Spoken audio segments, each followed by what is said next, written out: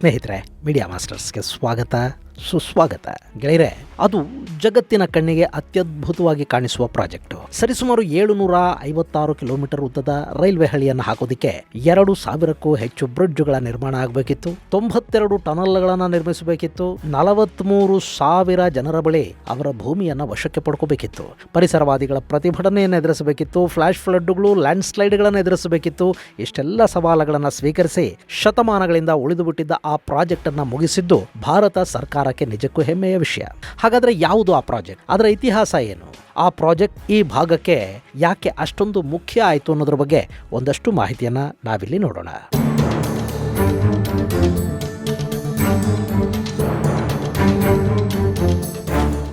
ಗೆಳೆಯರೆ, ನೀವು ರೈಲು ಪ್ರಯಾಣಗಳನ್ನು ಇಷ್ಟಪಡ್ತೀರಿ, ಆದರೆ ಭಾರತದಲ್ಲಿರುವ ಒಂದಷ್ಟು ರೈಲು ಮಾರ್ಗಗಳನ್ನು ನೀವು ಮಿಸ್ ಮಾಡದೆ ನೋಡಬೇಕು. ಆ ರೈಲು ಪ್ರಯಾಣಗಳು ನಿಜಕ್ಕೂ ನಿಮಗೆ ಅತ್ಯದ್ಭುತವಾದ ಅನುಭವವನ್ನು ಕೊಡುತ್ತವೆ. ಅದರಲ್ಲೂ ನಮ್ಮ ಸಕಲೇಶ್ಪುರದಿಂದ ಮಂಗಳೂರಿಗೆ ಹೋಗೋ ಮಾರ್ಗದಲ್ಲಿ ವಿಸ್ಟಾಡೋಮ್ನಲ್ಲಿ ಪ್ರಯಾಣಿಸೋದು, ಮೆಟ್ಟುಪಾಳ್ಯಂ ಮತ್ತು ಊಟಿ ನಡುವಿನ ಪುಟಾಣಿ ರೈಲಿನ ಪ್ರಯಾಣ, ಕಲ್ಕಾ ಶಿಮ್ಲಾ ನಡುವಿನ ರೈಲು ಪ್ರಯಾಣ, ಜಲ್ಪಾಯ್ಗುರಿಯಿಂದ ಡಾರ್ಜಿಲಿಂಗ್, ಕಾಶ್ಮೀರದಲ್ಲಿನ ರೈಲ್ವೆ ಮಾರ್ಗಗಳು, ದೂದ್ ಸಾಗರ್ ಬಳಿಯ ರೈಲು ಮಾರ್ಗ, ಕೇರಳದ ಕರಾವಳಿಯಲ್ಲಿನ ರೈಲು ಮಾರ್ಗಗಳು, ತಮಿಳುನಾಡಿನ ಕನ್ಯಾಕುಮಾರಿ ಜಿಲ್ಲೆಯಲ್ಲಿನ ರೈಲು ಮಾರ್ಗ, ಹೀಗೆ ಪಟ್ಟಿ ಮಾಡ್ತಾ ಹೋದ್ರೆ ಅದು ಕೂಡ ಗೂಡ್ಸ್ ರೈಲಿನ ಬೋಗಿಗಳ ಹಾಗೆ ಎಷ್ಟು ಎಣಿಸಿದ್ರೂ ಮುಗಿಯೋದೇ ಇಲ್ಲ. ಈ ಎಲ್ಲ ರೈಲು ಮಾರ್ಗಗಳ ನಿರ್ಮಾಣದಲ್ಲೂ ಕೂಡ ಅವತ್ತಿಗೆ ರೈಲ್ವೆ ಇಲಾಖೆ ಹಾಗೂ ಅವತ್ತಿನ ಸರ್ಕಾರಗಳು ಸಾಕಷ್ಟು ಸವಾಲುಗಳನ್ನು ಎದುರಿಸಿವೆ. ಹೀಗಾಗಿನೇ ಅವು ಇವತ್ತಿಗೆ ಮಾನವ ನಿರ್ಮಿತ ಅದ್ಭುತಗಳ ಕಾಣೋದು. ಇಂಥದ್ದೇ ಒಂದು ಅದ್ಭುತ ಮತ್ತು ಅತ್ಯಂತ ಸವಾಲಿನ ರೈಲು ಮಾರ್ಗ ಇದೆ. ಅದರ ಹೆಸರು ಕೊಂಕಣ್ ರೈಲು ಮಾರ್ಗ.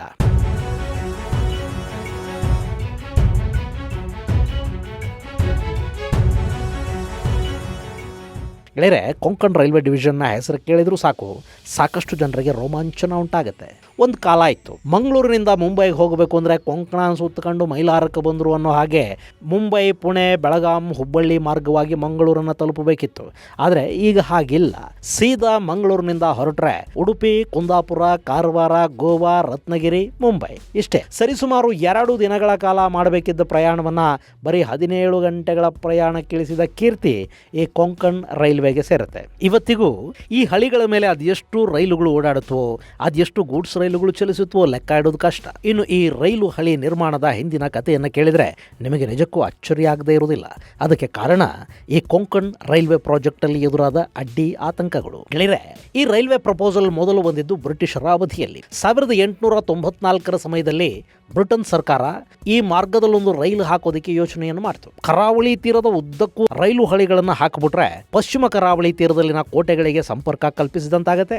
ಅಲ್ಲಿಂದ ವಸ್ತುಗಳನ್ನ ಸಾಗಾಟ ಮಾಡೋದಕ್ಕೆ ಸುಲಭ ಆಗುತ್ತೆ.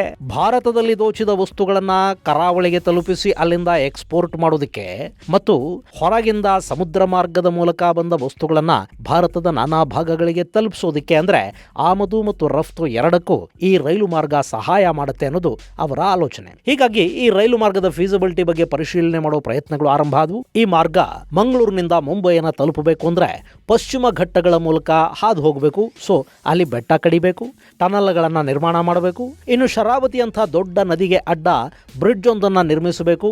ಇದೆಲ್ಲ ಮಾಡಬೇಕು ಅಂದ್ರೆ ಹೆಚ್ಚಿನ ಹಣ ಬೇಕಾಗುತ್ತೆ, ಬಜೆಟ್ ಹೆಚ್ಚಾಗುತ್ತೆ ಅನ್ನೋದು ಗೊತ್ತಾದ ಮೇಲೆ ಬ್ರಿಟಿಷರು ಈ ಯೋಜನೆಯನ್ನ ಕೈಬಿಟ್ಟು ಸುಮ್ಮನಾದ್ರು. ಇದಾದ ಮೇಲೆ 2ನೇ ಬಾರಿ ಈ ಕೊಂಕಣ್ ರೈಲ್ವೆಯ ಬಗ್ಗೆ ಪ್ರಸ್ತಾಪ ಬಂದಿದ್ದು 1907ರ ಸಮಯದಲ್ಲಿ. ಅವತ್ತು ಮದ್ರಾಸ್ನಿಂದ, ಅಂದ್ರೆ ಇವತ್ತಿನ ಚೆನ್ನೈನಿಂದ ಮಂಗಳೂರಿಗೆ ಮದ್ರಾಸ್ ರೈಲ್ವೆ ಕಂಪನಿ ಹಳಿಗಳನ್ನು ಹಾಕಿಬಿಡ್ತು. ಪಾಲ್ಘಾಟ್ ಗ್ಯಾಪ್ ಮೂಲಕ ಹಾದು ಬಂದಿದ್ದ ಈ ರೈಲು ಹಳಿ ಮಂಗಳೂರಿಗರ ಕಣ್ಣಲ್ಲಿ ಆಸೆ ಚಿಗುರು ಹಾಗೆ ಮಾಡ್ತು. ಅದೇ ಮದ್ರಾಸ್ ರೈಲು ಕಂಪನಿ ತಾನು ಮುಂಬೈವರೆಗೂ ಈ ರೈಲು ಮಾರ್ಗವನ್ನು ಕಂಪ್ಲೀಟ್ ಮಾಡ್ತೀನಿ ಅಂತ ಹೇಳ್ತು.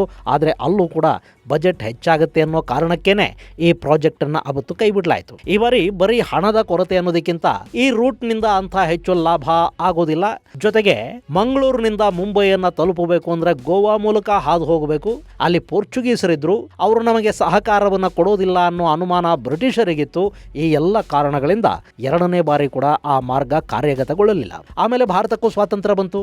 1957ರಲ್ಲಿ ಭಾರತದ ಸರ್ಕಾರ ಮುಂಬೈನಿಂದ ಮಂಗಳೂರನ್ನ ಕನೆಕ್ಟ್ ಮಾಡಿ ಅಲ್ಲಿಂದ ಕೇರಳಕ್ಕೆ ಕೂಡ ರೈಲನ್ನು ವಿಸ್ತರಿಸುವ ನಿಟ್ಟಲ್ಲಿ ಒಂದು ಏರಿಯಲ್ ಸರ್ವೆಯನ್ನು ಮಾಡಿಸಿತು. ಆಗ್ಲೂ ಪಶ್ಚಿಮ ಘಟ್ಟಗಳಲ್ಲಿ ಈ ರೈಲು ಯೋಜನೆಯನ್ನ ಮಾಡುವುದು ಕಷ್ಟ ಅನ್ನೋ ಕಾರಣದಿಂದ ಈ ಯೋಜನೆ ನೆನೆಗುದಿಗೆ ಬಿತ್ತು. ಆನಂತರ ಈ ಯೋಜನೆಗಾಗಿ ವೆಸ್ಟರ್ನ್ ಕೋಸ್ಟ್ ರೈಲ್ವೆಯನ್ನ ಸ್ಥಾಪನೆ ಮಾಡಿದ್ರು.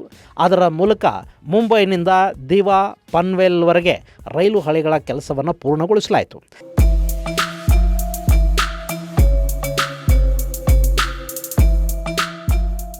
ಅದಾದ ಮೇಲೆ ಅಂದರೆ 1966ರಲ್ಲಿ ಈ ಹಳಿಯನ್ನು ಆಪ್ಟಾವರೆಗೆ ವಿಸ್ತರಿಸಲಾಯಿತು. ಆ ನಂತರ ರೋಹಾವರೆಗೆ ಕೂಡ ಈ ಹಳಿಗಳನ್ನು ಹಾಕೋದಿಕ್ಕೆ ಒಟ್ಟು 20 ವರ್ಷಗಳ ಕಾಲ ಬೇಕಾಯಿತು. ಇಷ್ಟಾದ ಮೇಲೆ ಏನಿದೆ 1986ರ ಹೊತ್ತಿಗೆ ಮುಂಬೈನಿಂದ ರೋಹಾವರೆಗೆ ರೈಲು ಹಳಿಗಳು ಸಿದ್ಧ ಆದವು. ಆ ನಂತರ ಏನಾದರೂ ಮಾಡಿ ಈ ಯೋಜನೆಗೊಂದು ಪೂರ್ಣ ರೂಪವನ್ನು ಕೊಡಬೇಕು ಅಂತ ಹೊರಟ ಸರ್ಕಾರ 1990ರಲ್ಲಿ ಇದಕ್ಕಾಗಿ ಒಂದಷ್ಟು ಹೆಚ್ಚುವರಿ ಹಣವನ್ನು ಕೂಡ ಮೀಸಲಿಡ್ತು.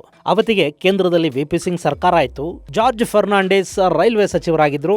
ರೈಲ್ವೆ ಇನ್ಫ್ರಾಸ್ಟ್ರಕ್ಚರ್ ಅನ್ನು ಅಭಿವೃದ್ಧಿಪಡಿಸುವ ಬಗ್ಗೆ ಫರ್ನಾಂಡಿಸ್ ತುಂಬಾನೇ ಆಸಕ್ತಿಯನ್ನು ಕೂಡ ವಹಿಸಿದ್ರು. ಇನ್ನು 1990ರ ಜುಲೈ 19ನೇ ತಾರೀಕು ಕೊಂಕಣ್ ರೈಲ್ವೆ ಕಾರ್ಪೊರೇಷನ್ ಅನ್ನು ಸ್ಥಾಪನೆ ಮಾಡಲಾಯಿತು.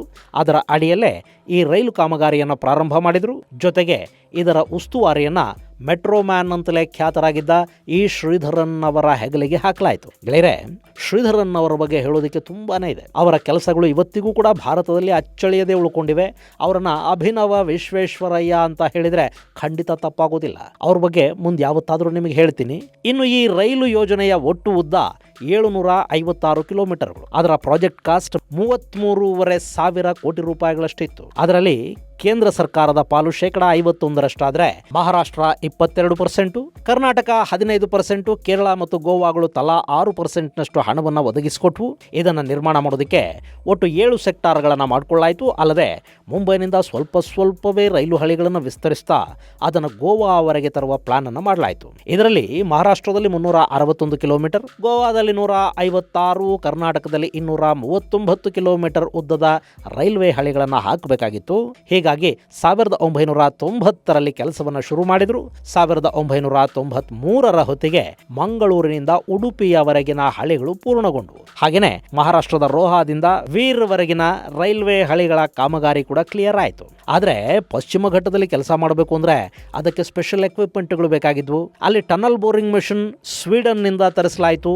ಆಗ ಕೆಲಸ ಸ್ವಲ್ಪ ಫಾಸ್ಟ್ ಆಗ್ತಾ ಬಂತು. 1998ರ ಜನವರಿ ಹೊತ್ತಿಗೆ ಈ ಪ್ರಾಜೆಕ್ಟ್ ಕಂಪ್ಲೀಟ್ ಆಯಿತು. ಅಲ್ಲಿ ಶ್ರೀಧರನ್ ತಾವು ನಿಗದಿ ಮಾಡಿಕೊಂಡಿದ್ದ ಸಮಯದಲ್ಲಿ ಕೆಲಸವನ್ನು ಮುಗಿಸಿದ್ರು. ಇದರಿಂದ ಪ್ರಾಜೆಕ್ಟ್ ಕಾಸ್ಟ್ ಕೂಡ ಜಾಸ್ತಿ ಪ್ರಮಾಣದಲ್ಲಿ ಹೆಚ್ಚಾಗಲಿಲ್ಲ.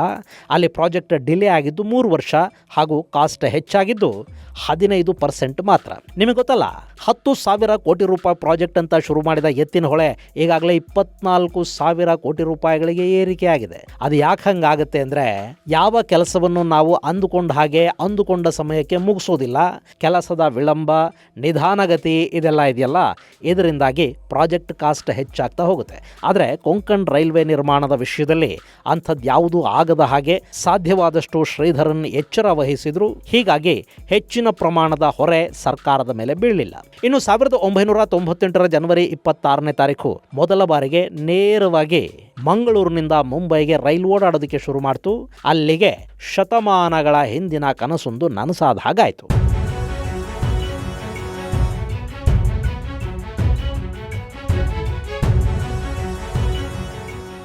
ಗೆಳೆಯರೆ, ಇಲ್ಲಿ ಈ ರೈಲು ಹಳಿ ನಿರ್ಮಾಣ ಇದೆಯಲ್ಲ, ಇದು ನಾನು ಹೇಳಿದಷ್ಟು ಈಸಿಯಾಗಿ ಆಗಿ ಹೋಗಲಿಲ್ಲ. ಅಲ್ಲಿ ವಿಪರೀತ ಪ್ರಮಾಣದ ಸವಾಲುಗಳಿದ್ವು. ಮೊದಲಿಗೆ ಲ್ಯಾಂಡ್ ಅಕ್ವಿಸಿಷನ್ ಅನ್ನೋದೇ ತುಂಬ ದೊಡ್ಡ ಕೆಲಸ ಆಯಿತು.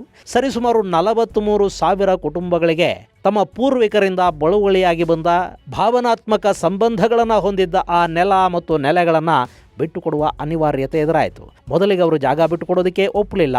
ಆದರೆ ಈ ಪ್ರಾಜೆಕ್ಟ್ ಆಗೋದ್ರಿಂದ ಆಗುವ ಲಾಭಗಳ ಬಗ್ಗೆ ತಿಳಿ ಹೇಳಿದ ನಂತರ ಜನ ಸ್ವಪ್ರೇರಣೆಯಿಂದ ಆ ಜಾಗವನ್ನು ಬಿಟ್ಟುಕೊಟ್ರು. ಆದರೆ ಗೋವಾದಲ್ಲಿ ಮಾತ್ರ ಇದಕ್ಕೆ ಭಾರಿ ವಿರೋಧ ವ್ಯಕ್ತ ಆಯಿತು. ಅಲ್ಲಿನ ಪರಿಸರವಾದಿಗಳು ಮಾಂಡೋವಿ ನದಿ ಹಾಳಾಗುತ್ತೆ ಅಂತ ಹೇಳಿದ್ರು, ಮ್ಯಾಂಗ್ರೋವ್ ಕಾಡು ನಾಶವಾಗುತ್ತೆ, ಸಮುದ್ರ ಜೀವಿಗಳ ಮೇಲೆ ದುಷ್ಪರಿಣಾಮ ಉಂಟಾಗುತ್ತೆ ಅನ್ನೋ ಕಾರಣಗಳನ್ನು ಕೊಟ್ಟು ನ್ಯಾಯಾಲಯದಲ್ಲಿ ಕೇಸ್ ಹಾಕಿದ್ರು.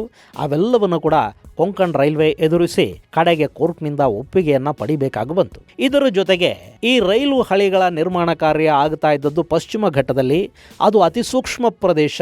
ಹೀಗಾಗಿ ಹೆಂಗಂದ್ರೆ ಹಾಗೆ ಬಂಡೆಗಳನ್ನು ಬ್ಲಾಸ್ಟ್ ಮಾಡೋ ಹಾಗಿರಲಿಲ್ಲ. ಆದರೆ ಅಲ್ಲಿ 92 ಟನಲ್ಗಳನ್ನು ಕೊರಿಬೇಕಾಗಿತ್ತು. ಅದರಲ್ಲೂ ರತ್ನಗಿರಿ ಬಳಿಯ ಕರ್ಬುಡೆ ಟನಲ್ 6.5 ಕಿಲೋಮೀಟರ್ಗಳಷ್ಟು ಉದ್ದ ಇತ್ತು. ಅದನ್ನು ಸ್ವೀಡನ್ನ ಮಿಷನ್ ಸಹಾಯದಿಂದ ಸಾಧಿಸಲಾಯಿತು. ಆದರೆ ಸಾಫ್ಟ್ ಸಾಯಿಲಲ್ಲಿ ಕೆಲಸ ಮಾಡುವಾಗ ಹಾಗೂ ಅಲ್ಲಿ ಟನಲ್ ನಿರ್ಮಾಣ ಮಾಡುವಾಗ ಒಟ್ಟು 19 ಮಂದಿ ಕಾರ್ಮಿಕರನ್ನ ಕಳ್ಕೋಬೇಕಾಯಿತು. ಈ ಟನಲ್ ಒಳಗೆ ಆಗಾಗ ಮಣ್ಣು ಕುಸಿತಾ ಇತ್ತು. ಇದರಿಂದ ಅವಘಡಗಳು ಸಂಭವಿಸುತ್ತಲೇ ಬಂದವು. ಒಟ್ಟು 8 ವರ್ಷಗಳ ಈ ರೈಲು ರೈಲು ಹಳಿಗಳ ನಿರ್ಮಾಣದ ಸಮಯದಲ್ಲಿ 74 ಕಾರ್ಮಿಕರು ಸಾವನ್ನಪ್ಪಿದ್ರು. ಅವರ ಕುಟುಂಬಗಳಿಗೆ ಸಾಕಷ್ಟು ಪರಿಹಾರವನ್ನು ಕೂಡ ಕೊಡಲಾಯಿತು. ಇನ್ನು ಶರಾವತಿ ನದಿಯ ಮೇಲೆ ಸರಿಸುಮಾರು 2.06 ಕಿಲೋಮೀಟರ್ನಷ್ಟು ದೊಡ್ಡದಾದ ಸೇತುವೆಯ ನಿರ್ಮಾಣ ಕಾರ್ಯ ಆಗಬೇಕಾಗಿತ್ತು. ಹಾಗೆ ಪನ್ವಲ್ನಾಡಿ ಬಳಿ ಭಾರತದಲ್ಲೇ ಅತಿ ಎತ್ತರದ ವಯಾಡಕ್ಟ್ ನಿರ್ಮಾಣ ಆಯಿತು.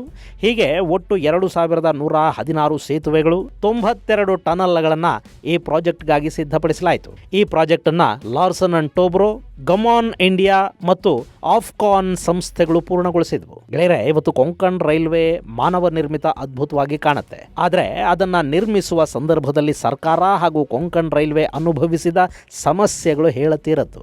ಅಂತೂ ಕಡೆಗಿವತ್ತು ತಿರುವನಂತಪುರಂನಿಂದ ನೇರವಾಗಿ ಮುಂಬೈಗೆ ರೈಲು ಹಳಿ ಸಿಕ್ಕಿದಂತಾಗಿದೆ. ಈ ಕೊಂಕಣ್ ರೈಲಿನ ಮತ್ತೊಂದು ವಿಶೇಷ ಅಂದರೆ ಮೊಟ್ಟ ಮೊದಲ ಬಾರಿಗೆ ಇಲ್ಲಿ ರೋರೋ ಸೇವೆಯನ್ನು ಇಂಟ್ರೊಡ್ಯೂಸ್ ಮಾಡಿದ್ದಾರೆ. ರೋರೋ ಅಂದರೆ ರೋಲ್ ಆನ್ ರೋಲ್ ಆಫ್ ಅಂತ, ರೈಲು ಹಳಿಗಳ ಮೇಲೆ ಲಾರಿಗಳನ್ನು ಹೊತ್ತು ಸಾಗೋದು. ಕೆಲವೊಮ್ಮೆ ಈ ರೋರೋ ರೈಲು ಹೋಗ್ತಾ ಇರೋದನ್ನು ನೋಡಿದರೆ ಕಾರುಗಳನ್ನು ನಿಲ್ಲಿಸಿ ಆ ರೈಲನ್ನು ನೋಡಬೇಕು ಅಂತ ಅನ್ನಿಸದೇ ಇರುವುದಿಲ್ಲ. ಈ ರೈಲ್ವೆ ಹಳಿಯ ಉದ್ದಕ್ಕೂ ಅದ್ಭುತವಾದ ರೈಲ್ವೆ ಸ್ಟೇಷನ್ಗಳಿವೆ. ಅದರಲ್ಲೂ ಕಾರವಾರದ ರೈಲು ನಿಲ್ದಾಣ ಇದೆಯಲ್ಲ, ಅಲ್ಲಿನ ಮನಮೋಹಕ ದೃಶ್ಯವನ್ನು ನೋಡೋದೇ ಒಂದು ಅದ್ಭುತ.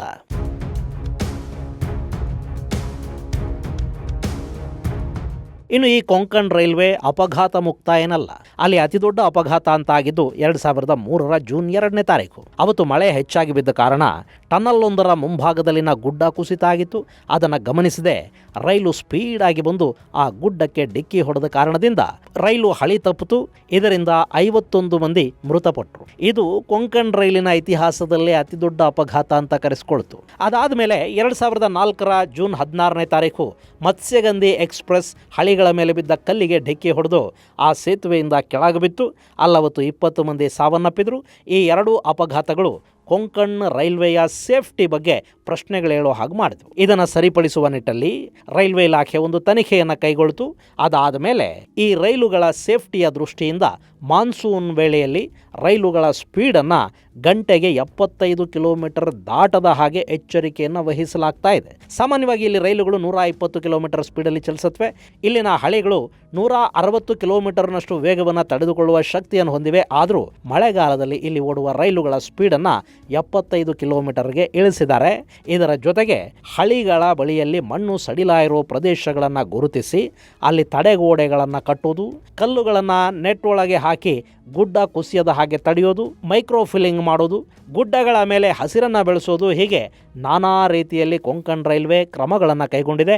ಆ ಬಳಿಕ ಹೆಚ್ಚಿನ ಪ್ರಮಾಣದ ಅಪಘಾತಗಳಿಲ್ಲ ಆಗಿಲ್ಲ ಅನ್ನೋದು ಗಮನಾರ್ಹ ಅಂಶ. ಗೆಳೆಯರೆ, ಭಾರತದ ಮಾನವ ನಿರ್ಮಿತ ಅದ್ಭುತಗಳಲ್ಲಿ ಒಂದು ಅಂತ ಕರೆಸಿಕೊಳ್ಳುವ ಕೊಂಕಣ್ ರೈಲ್ವೆ ತನ್ನ ಸೊಬಗಿನಿಂದ ಕೂಡ ಗಮನ ಸೆಳೆಯುತ್ತೆ.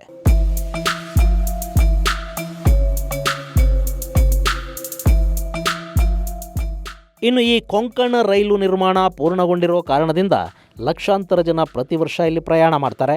ಮುಂಬೈ ಮತ್ತು ಮಂಗಳೂರು ನಡುವಿನ ಸಂಬಂಧವನ್ನು ಈ ರೈಲು ಇನ್ನಷ್ಟು ಗಟ್ಟಿ ಮಾಡಿದೆ. ಮತ್ಸ್ಯಗಂಧಿ, ನೇತ್ರಾವತಿ, ಮಂಗಳ ಲಕ್ಷದ್ವೀಪ ಎಕ್ಸ್ಪ್ರೆಸ್, ಮರುಸಾಗರ್ ಎಕ್ಸ್ಪ್ರೆಸ್, ಜನಶತಾಬ್ದಿ, ಗರೀಬ್ ರಥ್ ರೈಲುಗಳು ಈ ಮಾರ್ಗದಲ್ಲಿ ಓಡಾಡುತ್ತವೆ. ಈಗ ಇದೇ ಮಾರ್ಗದಲ್ಲಿ ವಂದೇ ಭಾರತ್ ಎಕ್ಸ್ಪ್ರೆಸ್ ಕೂಡ ಶುರುವಾಗಿದೆ.